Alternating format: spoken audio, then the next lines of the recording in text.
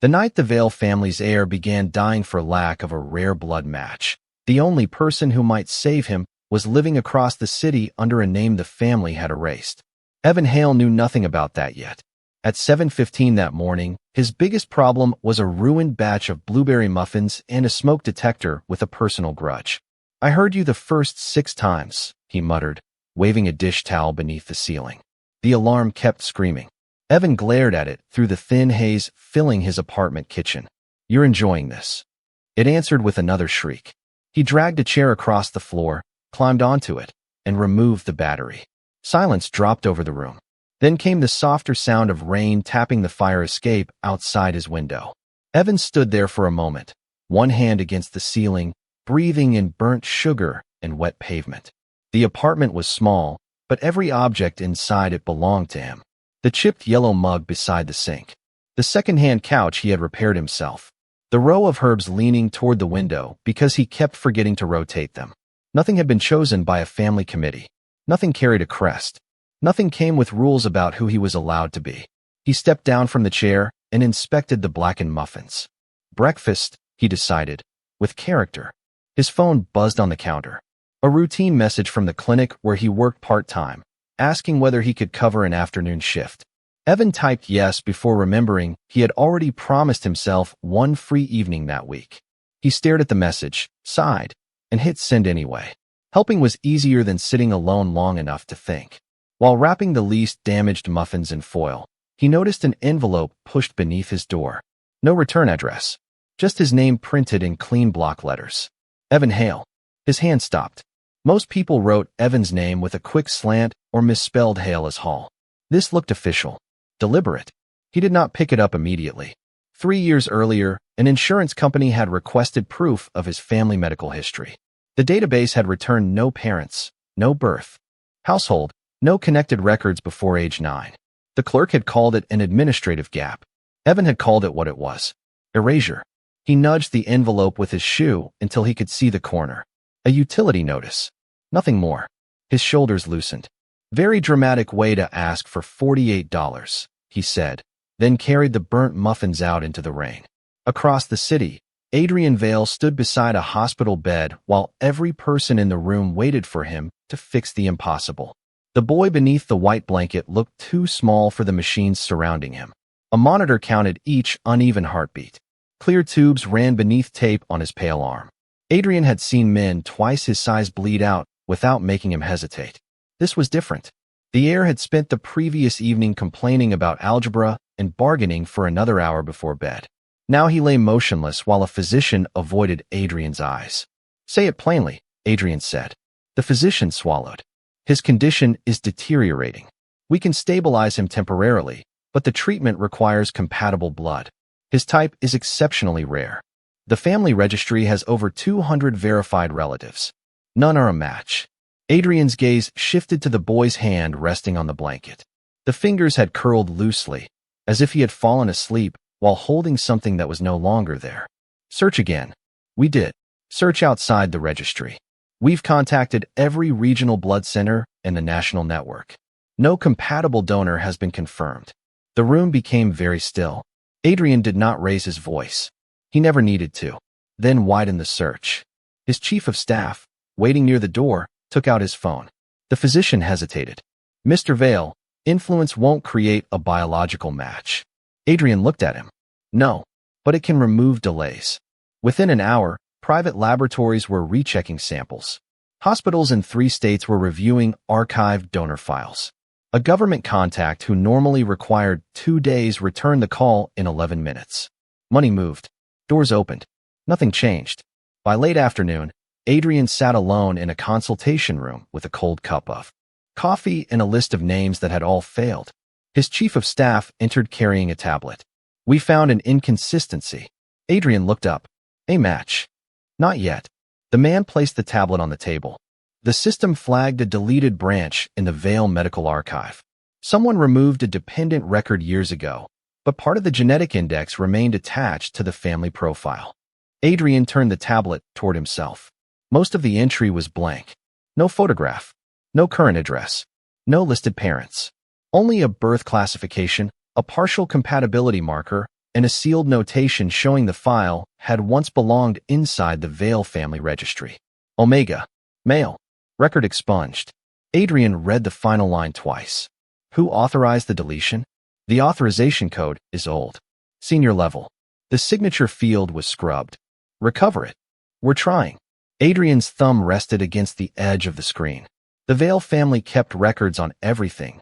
Births, deaths, alliances, betrayals. They did not lose people by accident. Does this person still exist? He asked. His chief of staff tapped the incomplete search field. A current legal identity began resolving from the fragments. The screen paused, then produced a single name. Adrian stared at it while the machines down the hall continued counting the heir's remaining time. Evan Hale. Adrian read the name once more, then looked at his chief of staff. Find him. Quietly. 43 minutes later, Evan Hale's address, employment history, and current phone number appeared on the tablet. There was almost nothing before age 9. No parents. No original guardian. No transfer record explaining how a child connected to the Vale archive had vanished into the public system. The absence was too precise to be accidental. The compatibility marker? Adrian asked. Strong enough to justify immediate testing, his chief of staff said. The lab believes he may be the only viable match. Maybe. Adrian hated uncertain language. But the heir's latest numbers were dropping, and uncertainty was all he had. He rose, buttoned his jacket, and headed for the door. Arrange a car. Should I send someone first? Adrian stopped. Every instinct told him to control the contact, secure cooperation, remove delay. Then he remembered the scrubbed signature and the empty years in Evan's file. Someone in his family had already made choices for this man once. No, Adrian said. I'll speak to him. Evan finished his afternoon clinic shift at 6:30 with a headache behind his eyes and blueberry crumbs still caught in the seam of his coat pocket. He had spent 4 hours checking temperatures, updating intake forms, and calming a little girl who believed every needle was part of an elaborate government conspiracy. By the time he stepped outside, the rain had thinned to mist. A black sedan waited across the street. Evan noticed it because people who worked 2 jobs noticed expensive cars parked where they did not belong. He noticed the man beside it for the same reason. Tall, dark coat, still enough that the crowded sidewalk seemed to move around him. Evan slowed. The man's attention settled on him with the unnerving certainty of someone confirming a photograph. Evan Hale, he asked. Evan kept one hand in his coat pocket around his keys. Depends who's asking. Adrian Vale. The name struck harder than it should have. Evan's fingers tightened until the keys pressed into his palm. Vale. A locked office. A clerk refusing to meet his eyes. Blank spaces where a family history should have been. He forced his face still. That's supposed to mean something to me? Adrian watched him for a beat too long. I believe it does. Evan almost laughed. Not because it was funny. Because anger needed somewhere to go. That's an impressive opening. Do you practice being cryptic, or does it come free with the car? Something shifted near Adrian's mouth. Not quite amusement. I need to speak with you privately. Then you should have called. Your number may have been monitored. Evan's expression hardened. By who? I don't know yet. That answer was too direct to dismiss and too incomplete to trust. Evan glanced toward the clinic entrance. 2 co-workers were still inside. Public place. Cameras. Witnesses. 5 minutes, he said. Right here. Adrian looked at the passing traffic, then back at Evan. This concerns a child in critical condition. That doesn't buy privacy. The silence between them sharpened. Adrian could have pushed. Evan saw the habit in him, the slight narrowing of his eyes, the breath held before a command. Instead, Adrian stepped away from the car and stood where the clinic camera could see them both. 5 minutes, he agreed. It was the first thing Evan had not expected. Adrian took out his phone and opened a secure medical summary. No family crest. No threatening men in the background. Just numbers, dates, and a blood classification Evan had seen only once before, on an old lab report he had kept because it was the closest thing he possessed to a history. My heir needs a rare blood match, Adrian said. Every registered relative has been tested. None are compatible. Evan looked at the screen, then at him. And you think I am? Your archived markers suggest you may be the only viable donor. The words only viable donor seemed to remove the air from the sidewalk. Evan stared at the report until the lines blurred. Archived where? Adrian did not soften the answer. Inside the Vale family medical registry. Evan's laugh came out thin. No, the record was deleted years ago. Part of the genetic index remained. Deleted by who? I'm trying to determine that. You're the head of the family. Now, convenient distinction. Adrian accepted the hit without looking away. I did not know your name before today, but your people knew enough to erase it. Someone did. A bus passed, spraying water against the curb. Neither man moved. Evan's mind tried to turn the information into something harmless, a database error, a copied sample, a coincidence. But the blood classification on Adrian's phone matched his own too closely. So did the missing years. You found me because you need something, Evan said. Yes. The honesty made him angrier. Not because anyone suddenly remembered I existed. Adrian's jaw tightened. No, there it was. The old logic, stripped clean. Evan mattered because his blood might be useful. He slipped his keys from his pocket and stepped toward the clinic door. Find another donor. There may not be one. Evan turned back. That sounds like your problem. For the first time, Adrian's control cracked, not into rage, but fear.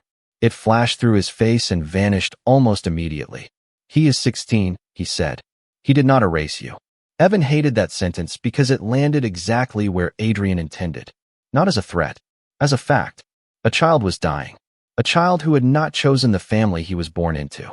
Evan looked away toward the clinic windows. He knew what helplessness looked like in waiting rooms. He knew the sound people made when money stopped matching. But he also knew what happened when powerful families decided another person's body was part of their solution. I won't get into your car, he said. I won't go anywhere tonight. And I won't agree to anything until I see the full medical request and every record you found with my name attached. Adrian studied him. Time is limited. Then don't waste it trying to order me around. Another pause. Then Adrian unlocked his phone, opened a contact card, and held it out instead of stepping closer. Tell me where to send the documents. Evan did not take the phone. He recited an email address used only for legal and medical matters. Adrian entered it exactly, then lowered the screen. You'll have everything I have within the hour. Everything. Everything. Evan searched his face for the calculation behind the promise. He found plenty of control, plenty of pressure, but no easy lie. If anything is missing, Evan said, this conversation is over. Adrian nodded once. Understood. Evan went inside without saying goodbye. Through the glass, he watched Adrian remain on the sidewalk long enough to make a call. He did not follow. He did not send anyone after him. 37 minutes later, Evan's phone vibrated on the clinic desk. The email contained the heir's medical request, Evan's partial genetic index, and a scanned family file with his birth entry stripped almost completely blank. At the bottom, beneath layers of redaction, one line remained visible. Record removed by executive authority. Evan sat very still. Then he opened a blank reply and typed 3 words. Send the conditions. Evan stared at the 3 words on his screen for nearly a full minute before pressing send. Send the conditions. Adrian's reply came less than 2 minutes later. Name them. Evan leaned back in the clinic chair and looked through the darkened glass toward the empty waiting room. He could still walk away. The thought should have brought relief. Instead, he pictured the medical summary Adrian had sent, the unstable numbers, the urgent notes, the age listed at the top. 16. A child old enough to understand fear and young enough to pretend he did not. Evan opened a new document. First, all testing would be performed by an independent physician of his choosing.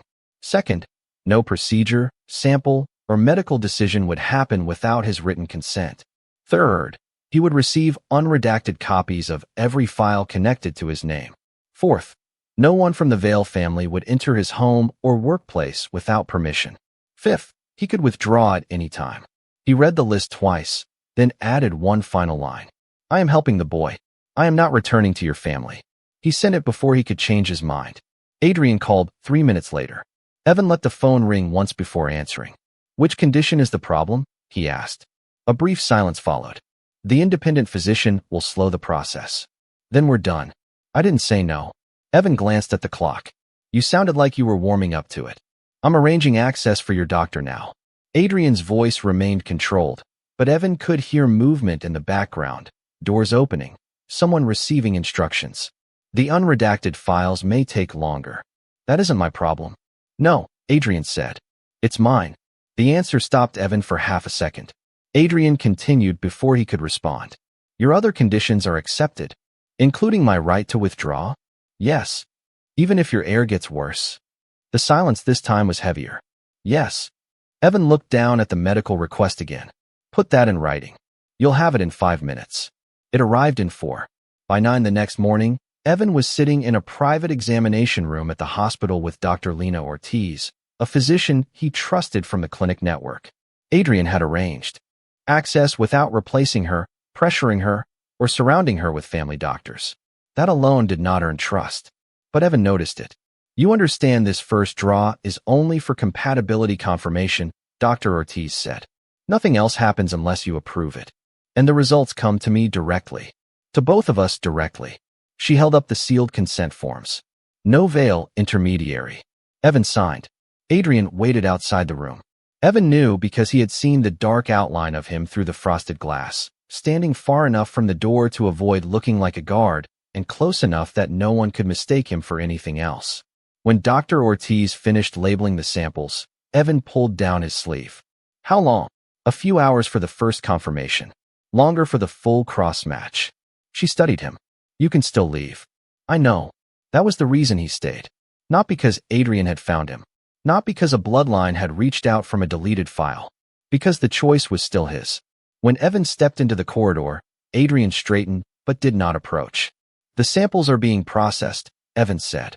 I was informed. Of course you were. Dr. Ortiz informed me that the samples were collected.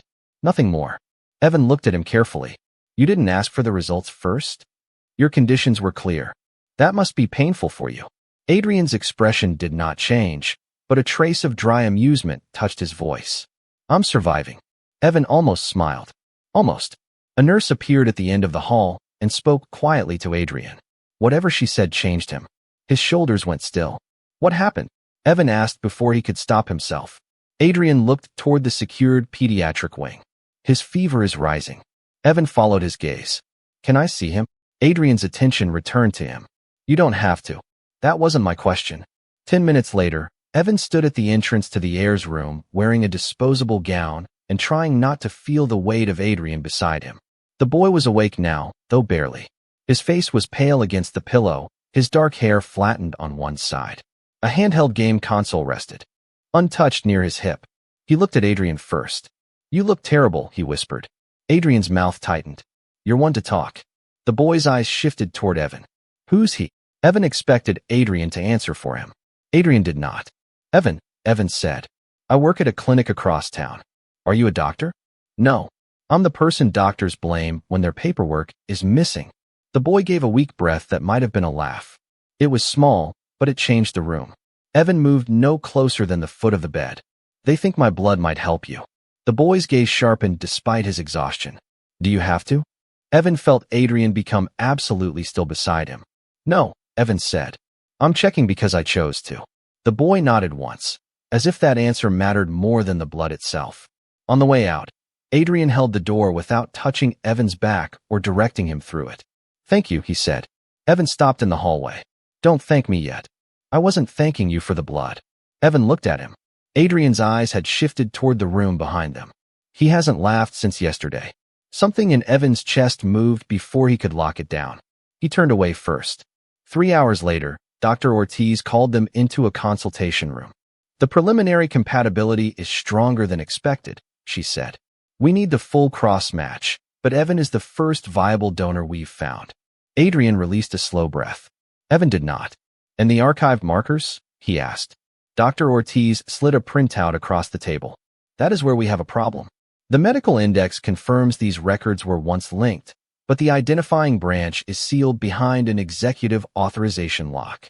Adrian picked up the page. Can it be opened? Not through the hospital system. Evan studied the blacked-out fields surrounding his own name. Someone had not merely deleted a file. They had made sure the truth could not be recovered by accident. So the blood matches, he said, but the history is still locked.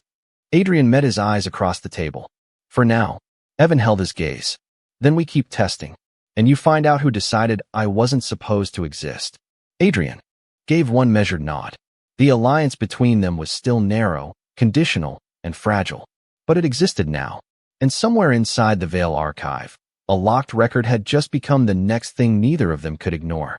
The locked record became the only subject Adrian seemed willing to discuss, which was inconvenient because Evan had started noticing everything else. He noticed that Adrian never sat while the heir was awake. He stood near the window or at the foot of the bed, as if rest were something he could postpone through force of will. He noticed that Adrian read every update twice, asked one precise question, then moved out of the medical staff's way. And he noticed that when the boy complained about hospital food, Adrian replaced an entire meal tray without arguing once. "You run a criminal empire," Evan said from the chair beside the bed. "But pudding is where you compromise." Adrian glanced at him. He hates vanilla. The heir, propped against two pillows, lifted a plastic spoon. "Vanilla is what people eat when they've given up." "That explains a lot about this family," Evan said. The boy snorted, then winced when the laugh pulled at the line taped to his arm. Adrian was beside him immediately. He did not touch until the boy nodded. Only then did he adjust the pillow and check the tubing with careful hands. Evan looked away before Adrian caught him watching. The full cross match was still processing. Dr. Ortiz had warned them it could take another day, possibly longer if the lab needed to repeat any phase. Evan had expected Adrian to fill the waiting time with demands. Instead, Adrian had given him a visitor badge, a private room to use between tests, and a printed list of every person authorized to access his medical information. Evan found his own name at the top. Adrian's was not on it. "You removed yourself," Evan said when they stepped into the hall. "You said no Vale intermediary. You are Vale." "Exactly." Evan studied him. "You expect applause?" "No, good." Adrian held his gaze for a moment, then looked toward the nurse's station. "But I do expect you to stop assuming every quiet decision is a trap. That sounds dangerously close to a request for trust." It was a request for accuracy. Evan almost smiled. Adrian noticed. The realization made Evan's expression flatten at once. "Don't get used to it." "I wasn't planning to." The lie was dry enough to make Evan look at him again. That was the problem. Adrian had begun to reveal small inconsistencies in the version Evan had built of him. He was still controlled, still dangerous in the quiet way powerful men were dangerous. But he did not interrupt doctors. He did not answer for the heir. He did not touch Evan without permission. The first time Evan fell asleep in the consultation room, Adrian found him curled awkwardly in a chair with a folder against his chest. Evan woke 20 minutes later with a blanket over his legs and a cup of coffee on the table. Adrian was across the room, reading from a tablet.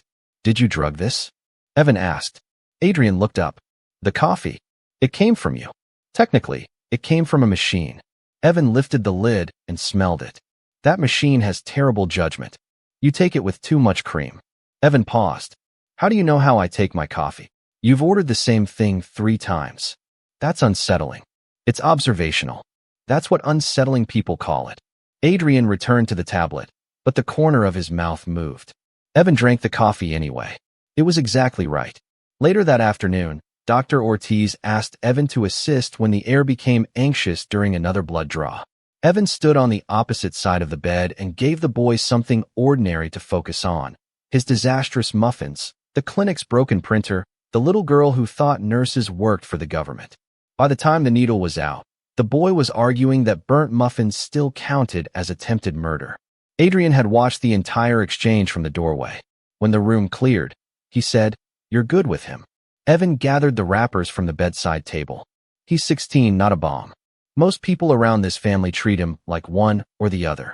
Evan looked toward the door. "And you?" Adrian's answer took longer. "Like someone I'm responsible for." That wasn't the question. Adrian's jaw shifted. For a second, Evan thought he would close down. Instead, he said, "Like family." The words were simple. No performance. No claim of devotion. That made them harder to dismiss. Evan tied the trash bag and set it aside. Responsibility and family aren't always the same thing. "I know." The certainty in Adrian's voice made Evan wonder what had taught him that. He did not ask. Adrian did not explain. But something changed in the silence between them. Not trust exactly. Permission, perhaps, for the possibility of it. That evening, Adrian walked Evan to the hospital entrance, but stopped before the automatic doors. He had learned that Evan disliked being escorted all the way to the curb. "Dr. Ortiz will receive the final compatibility report first," Adrian said. And the archives search. My people are rebuilding the access chain.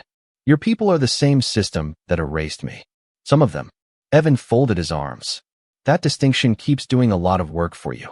Adrian accepted that without defense, then judged the work. It was the closest thing to vulnerability Evan had heard from him. Not an apology, not a plea, a request to be measured by what he did next. Evan looked out at the wet street, where headlights blurred across the pavement. I had a life before you found me, he said. I still have one. I know. Do you? Adrian's gaze stayed on him. You work too many shifts. You burn muffins. You keep Rosemary alive through neglect. And you use sarcasm when you're deciding whether to run. Evan went still. Adrian continued, quieter. I know enough not to mistake you for a file. For one dangerous second, Evan believed him. Then Adrian's phone vibrated. He checked the screen, and every trace of warmth left his face. What is it? Evan asked. Adrian turned the phone toward him. A message from the archive team showed a recovered access trail. The executive lock on Evan's record had not remained dormant. Someone had opened the sealed branch less than 6 hours after Adrian began searching. Not years ago. Today. Evan read the timestamp twice. Someone knows you found me. Yes. And they're still protecting the file. Adrian slipped the phone back into his pocket. It appears so. The automatic doors opened behind Evan, releasing a breath of cold air into the lobby. The fragile ease between them had not vanished, but it had changed. Now it carried weight. Someone inside the Vale system had noticed Evan's name return, and whatever had erased him once was still awake. It appears so was not enough for Evan. Then open it before they erase it again. Adrian's eyes stayed on him for one measured second. Then he made the call. By midnight, the hospital had moved them into a secure records room 2 floors below the pediatric wing. Dr. Ortiz sat at one end of the table with the final cross-match report. Adrian's chief of staff worked from a laptop disconnected from the Vale network. Evan remained standing. Sitting felt too much like agreeing to whatever waited inside the file. Start with the medical result, he said. Dr. Ortiz folded her hands. The full cross-match is confirmed. You are compatible. Adrian released a breath, so quietly most people would have missed it. Evan did not. Compatible enough for the treatment? Yes. The answer should have simplified something. Instead, it made the room feel smaller. Evan looked at the report bearing his legal name beside the heirs.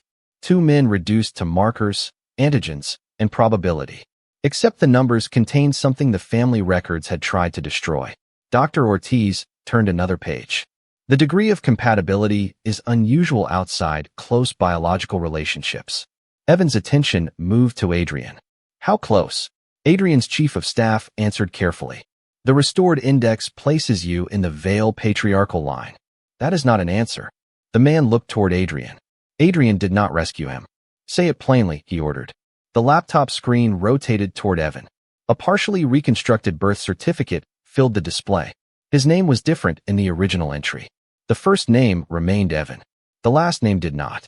Vale. Beneath it, the father's field contained the name of the previous Vale patriarch, Adrian's father. Evan read it once. Then again. The letters did not change. No, he said. No one argued. His gaze shifted to Adrian. The resemblance had never struck him before because he had not been looking for it. The same dark eyes. The same stillness when emotion threatened control. On Adrian, it looked like authority. On Evan, it had always been survival. You're saying he was my father. Adrian's face had gone hard in a way Evan had not seen before.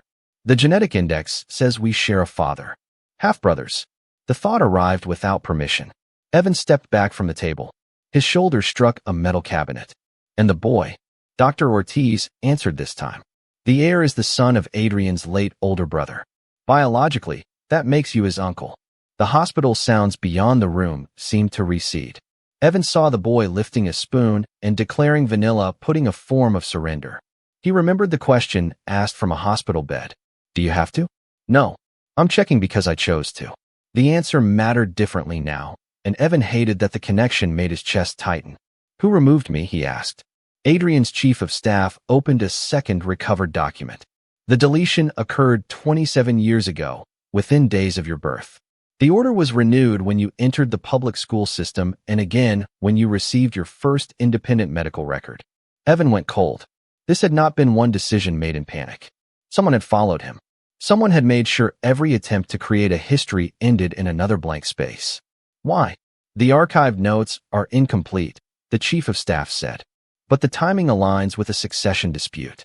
An acknowledged Omega son of the patriarch would have altered inheritance rights, bloodline claims, and the official order of succession. Evan looked at Adrian. So they erased a baby to make the family tree cleaner. Adrian's jaw tightened. Yes. No excuse. No softened phrasing. The directness hurt more than denial would have.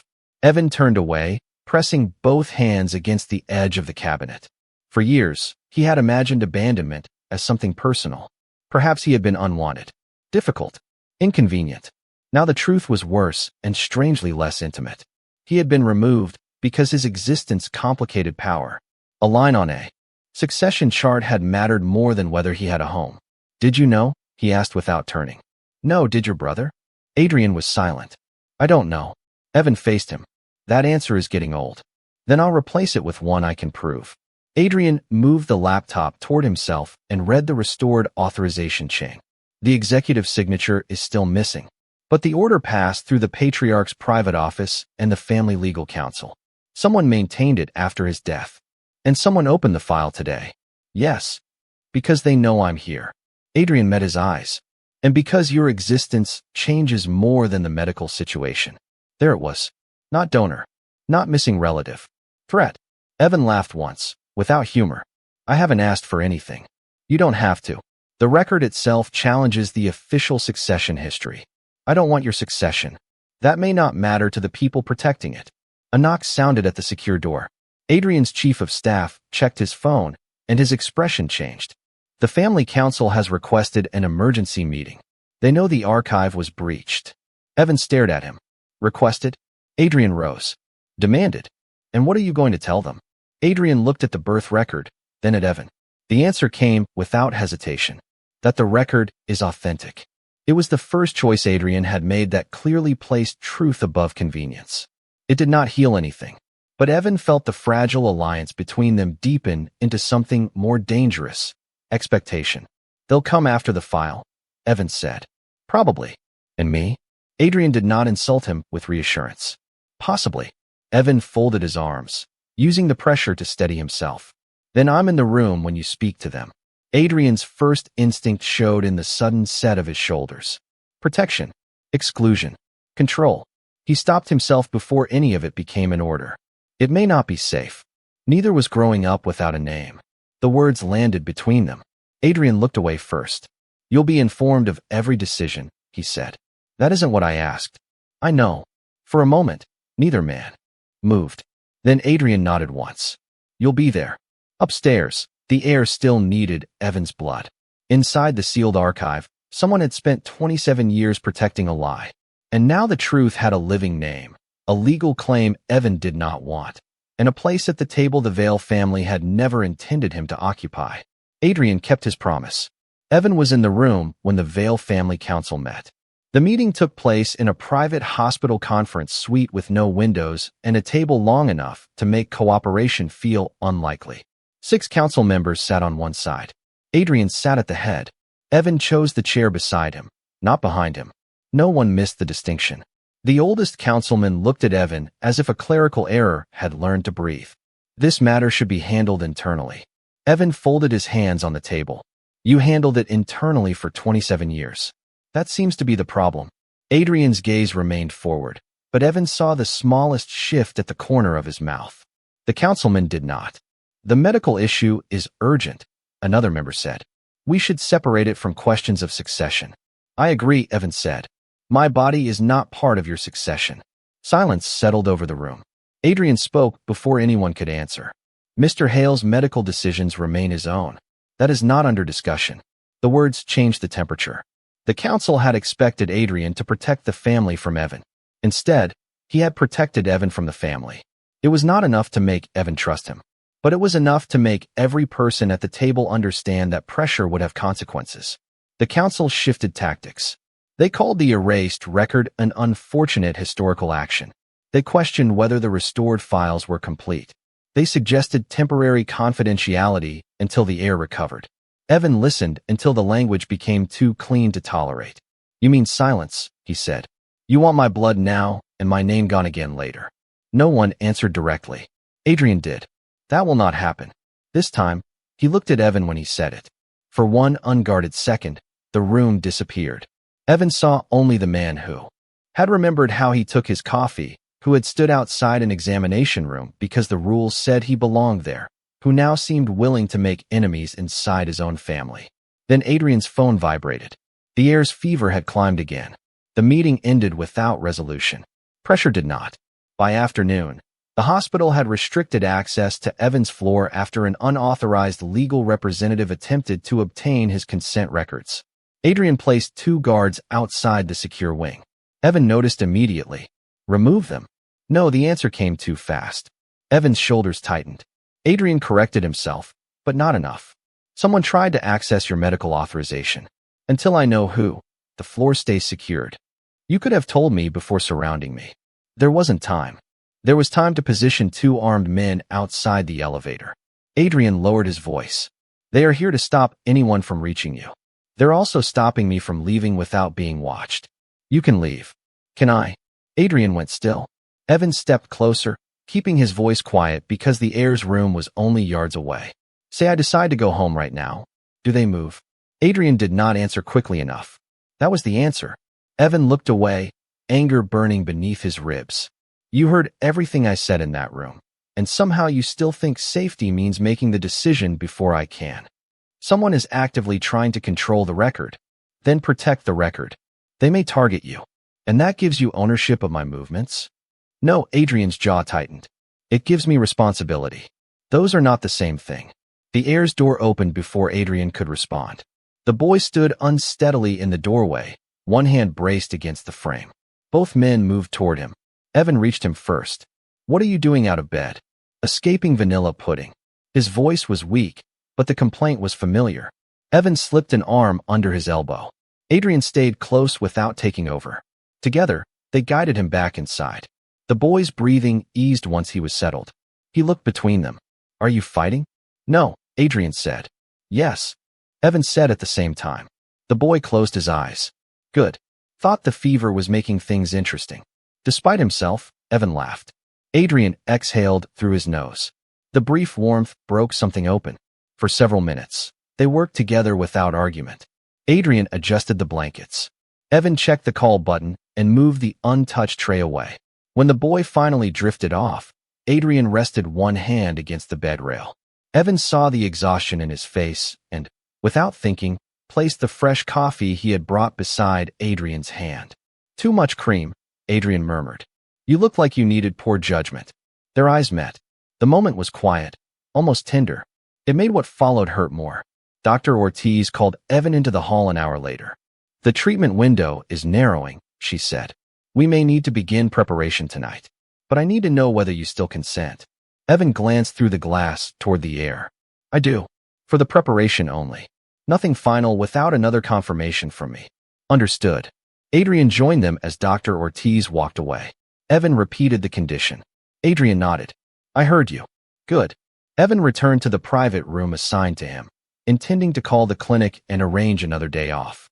His phone had no signal. Neither did the room's landline. He opened the door. One of Adrian's guards stepped into his path. Mr. Vale requested that you remain on this floor until transport is secured. Evan's pulse slowed in the dangerous way it did when anger became clear. Move. The guard did not. Adrian appeared at the far end of the corridor. Evan looked past the guard at him. You told them not to let me leave. Only until I can verify the route is safe. You made the decision after I said no. The archive breach escalated. I received credible information that someone may attempt to remove you before the procedure. So you removed me first. Adrian stopped a few feet away. That is not what this is. It is exactly what this is. Evan held up his phone. No signal. No warning. A guard blocking the door. You didn't protect my choice. You made sure I couldn't use it. Adrian's face changed as the consequence reached him, but the order remained in place. Fear had made the decision before trust had a chance. Evan stepped back into the room and closed the door himself. This time, it was not the family shutting him out. It was Evan taking back the only boundary Adrian had left him. On the other side, Adrian said his name once. Evan did not answer. Evan stayed behind the closed door until the silence outside became worse than Adrian's voice. His phone still showed no signal. The landline remained dead. On the small table, the coffee Adrian had arranged earlier had gone cold. Evan looked at it and hated that he remembered exactly how Adrian had taken his. For several minutes, he did nothing. Then he crossed the room, opened the door, and found the guard gone. Adrian stood alone at the far end of the corridor. No escort, no security detail, just Adrian, his hands empty at his sides. "The order has been withdrawn," he said. Evan glanced toward the elevator. "And the signal?" "Restored." Evan checked his phone. 4 missed calls appeared at once. 2 from the clinic. 1 from Dr. Ortiz. 1 from a number he did not recognize. "You cut me off." "Yes." Adrian did not soften it. "You can find me." "Yes." "After I told you exactly what that would mean." Adrian's jaw tightened. "Yes." Evan had expected defense. The absence of it left nowhere for his anger to land except the truth. "Why?" "Because I received a threat against you, and I was afraid." Adrian said the last word as if it cost him more than any order ever had. Evan stared at him. "So you decided fear gave you permission." "I decided badly. You decided like your family." That one struck. Adrian did not look away. "I know." Evan's throat tightened. He had wanted Adrian to be different. That was the part he could not forgive himself for. The hope had grown quietly, in a coffee cup, a held door, the way Adrian let a sick boy answer for himself. Now all of it felt contaminated by the same old logic. Protect the asset. Secure the blood. Control the risk. "I'm still helping him," Evan said. "The heir." Adrian's shoulders shifted, but he did not mistake the statement for reconciliation. "Understood." "I am. Not doing it for you." "Understood. And when this is over, I'm leaving." Adrian's face went still. "You have that right." The answer hurt more than resistance would have. Evan looked past him toward the pediatric wing. "I want Dr. Ortiz to handle every decision. You get no access to my consent forms. No private security around me. No close transport. No one follows me." "Agreed." "You don't get to agree and then change the rules when you panic." "No," Adrian said quietly. "I don't." Dr. Ortiz found Evan an hour later in a consultation room, reading the same page of the treatment packet without absorbing a word. She closed the door and sat across from him. "The heir's condition is worsening," she said. "Preparation may need to begin soon. But nothing proceeds unless you confirm." Evan nodded once. "I'm confirming preparation. Not the final procedure?" "Not yet." She studied him carefully. "Is anyone pressuring you?" Evan thought of the locked corridor. Not anymore. The distinction mattered. He hated that it mattered. When he entered the heir's room, the boy was awake but pale, his breathing shallow. Adrian was not beside the bed. He stood near the door, far enough back that Evan could choose whether to acknowledge him. The boy looked between them. "You're definitely fighting." Evan pulled a chair closer to the bed. "We're having a disagreement." "That's adult for fighting."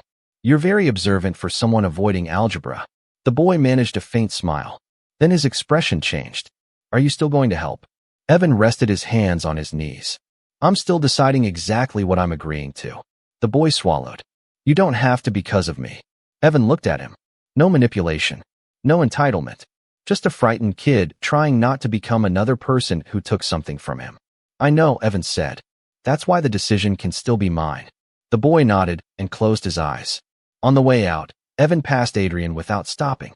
Adrian did not reach for him. He did not say thank you. He simply stepped aside and let Evan choose the distance. Later that night, the family council sent a written demand that Evan be placed under veil protection until the treatment was completed. Adrian read it once, then tore it in half. His chief of staff watched him. "They will interpret that as defiance." "It is. They may move against your authority." Adrian looked through the glass wall toward Evan's consultation room. "Then they will." He signed 3 documents in succession. The first revoked all family security orders involving Evan. The second transferred control of Evan's medical access to Dr. Ortiz alone. The third authorized release of the recovered archive chain to an independent legal custodian outside the Vale system. His chief of staff paused over the final page. "Once this leaves the family network, you cannot contain it. That is the point. And if Mr. Hale still walks away?" Adrian's gaze remained on the signature line. "Then he walks away knowing no one can erase him again. By dawn, Evan received copies of all 3 documents. No message accompanied them. No request. No apology shaped like a demand for forgiveness. Just proof that Adrian had surrendered control where it mattered. Evan read the authorization twice, then looked through the glass. Adrian stood alone near the elevators, speaking with no one, holding no power over whether Evan stayed. The hurt did not disappear. Trust did not return. But something shifted. For the first time since the door had closed, Evan believed Adrian might be learning how to protect a person without taking away his freedom. Dr. Ortiz entered with the final consent packet. "They need your decision," she said. Evan looked at the signature line, then at Adrian beyond the glass. The family had spent 27 years deciding what Evan was allowed to be.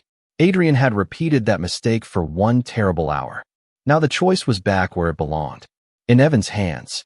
The choice was back in Evan's hands. And for the first time since Adrian Vale had found him, no one was standing close enough to take it away. Dr. Ortiz placed the consent packet on the table, but kept her hand beside it rather than pushing it forward. "The heir's condition is unstable," she said. "The treatment can begin as soon as you authorize it.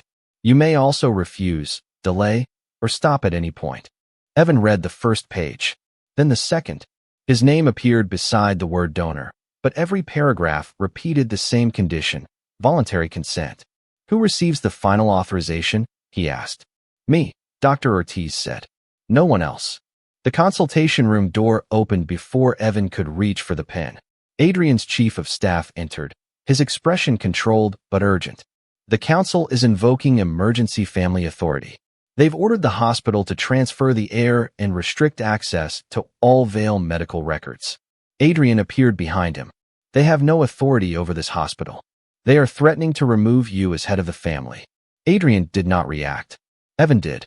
"Because you released the archive?"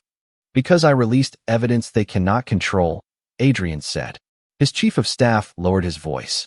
"They will withdraw support from every operation tied to your office. Accounts, properties, personnel. They may challenge succession immediately." Adrian's attention remained on Evan, not the papers. "Then let them." The answer came without drama. That made it heavier. His chief of staff stared at him. "You understand what this costs?" "Yes." Evan set the consent packet down. "Don't turn this into a sacrifice for me." Adrian stopped several feet from the table. "I'm not. You're losing control of your family because I exist." "No. I'm losing control because they believe erasing you is acceptable." The distinction landed quietly. Evan looked for the demand hidden behind it, the expectation that gratitude would become compliance. Adrian gave him none. "Whatever you decide," Adrian said, "the records remain outside Vale control. The security order stays revoked. No one touches your consent. Even if I say no?" Adrian's face tightened, but his answer did not. Even then, the council's representatives arrived 20 minutes later. They did not enter Evan's room. Adrian met them in the corridor while Evan watched through the glass. The oldest councilman carried an injunction and the confidence of someone accustomed to being obeyed. Adrian read the document once, tore off the authorization page, and handed the rest back. No raised voice. No threat. Just refusal. The councilman pointed toward Evan. Adrian stepped between them. Not to hide Evan.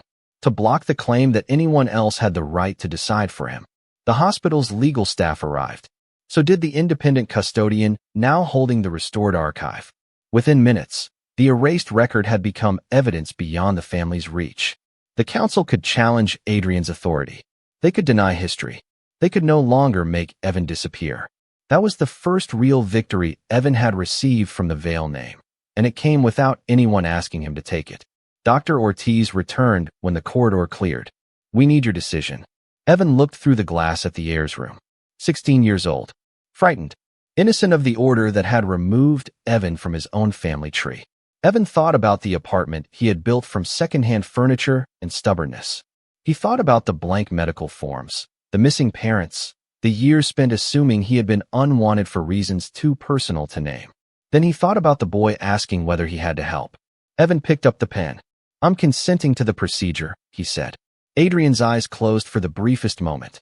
Evan continued before relief could become entitlement. "Dr. Ortiz controls every medical decision. My consent can still be withdrawn.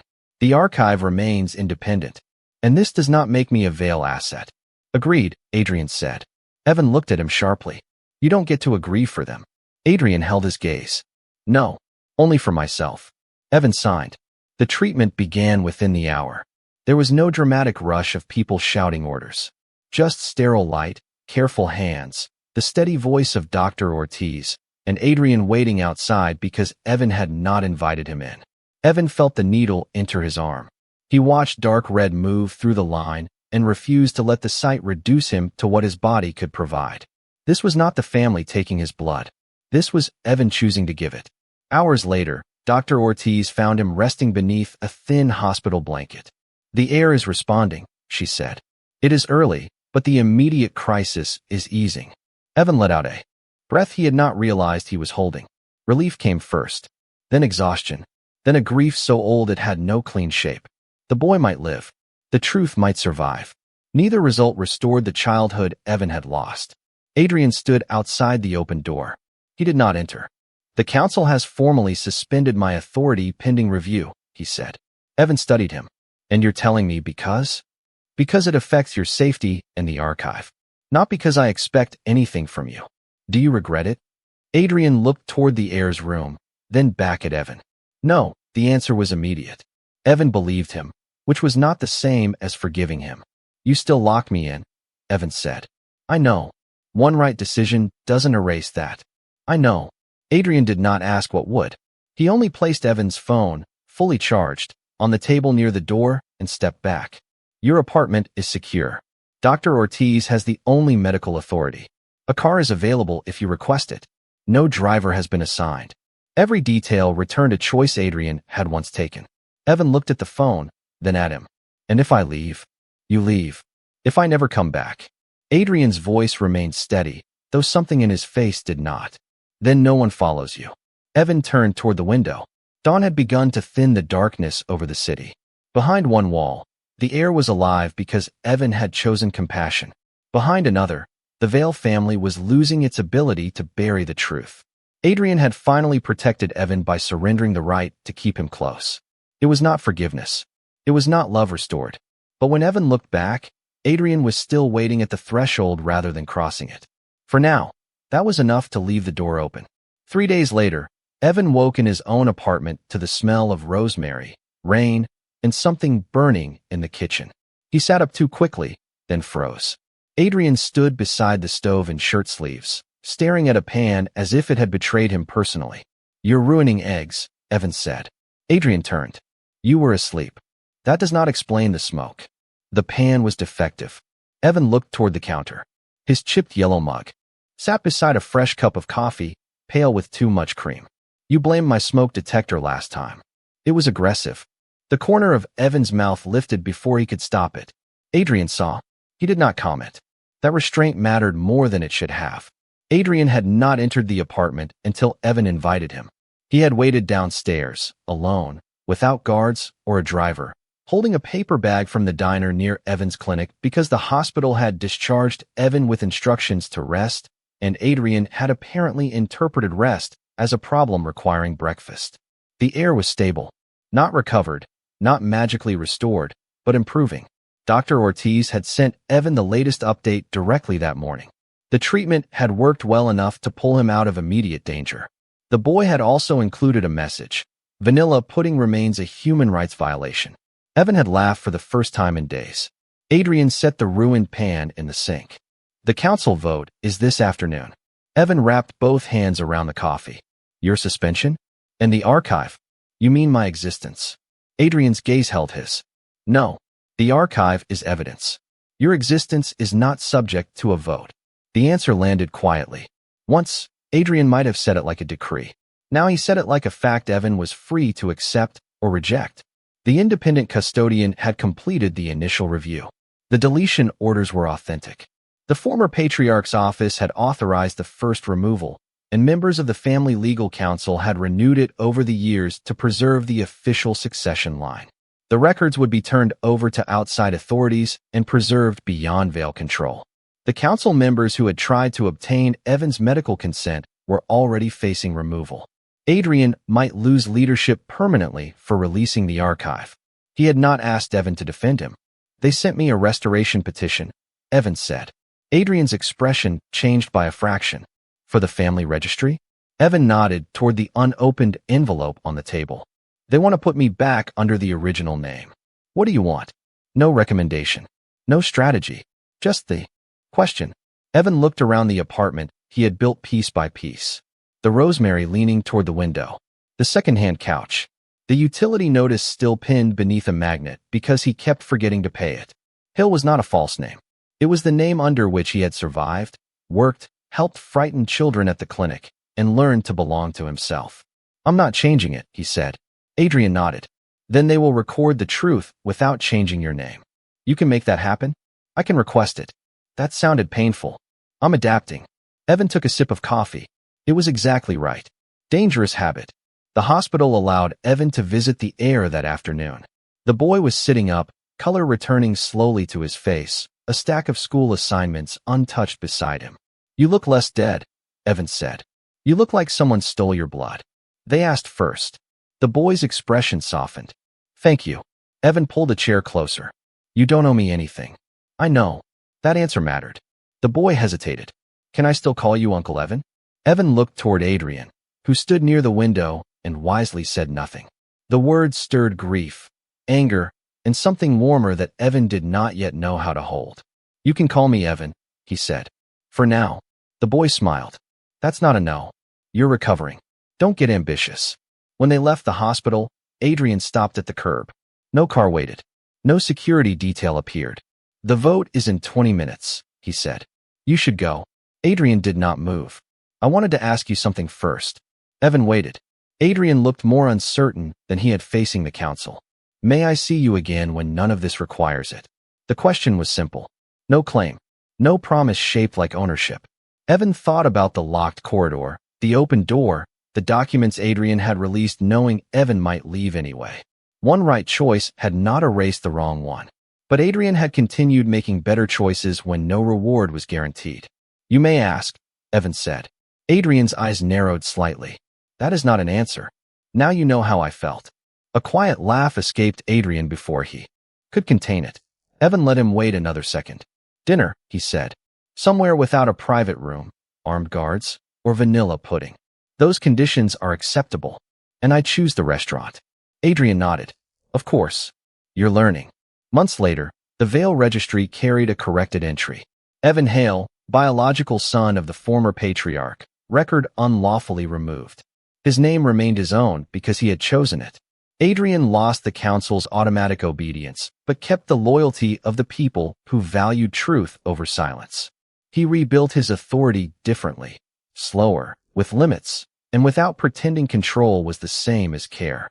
The heir recovered enough to complain about algebra again. He visited Evan's apartment only after asking, brought decent muffins, and continued testing the boundaries of for now. Adrian never moved into Evan's life by force. He entered it the way he entered the apartment that first morning, after being invited. One rainy evening, Evan found him rotating the herb pots toward the window. You know I was keeping them alive? Evan said. Barely. They liked the challenge. Adrian looked at him. So did I. Evan shook his head, but he was smiling. Then he reached for Adrian's hand first. The family had once erased him because his existence complicated their future. In the end, Evan did not need them to restore what they had taken. He kept his name, his home, and his right to leave. And because Adrian finally understood that love meant leaving the door unlocked, Evan chose to stay.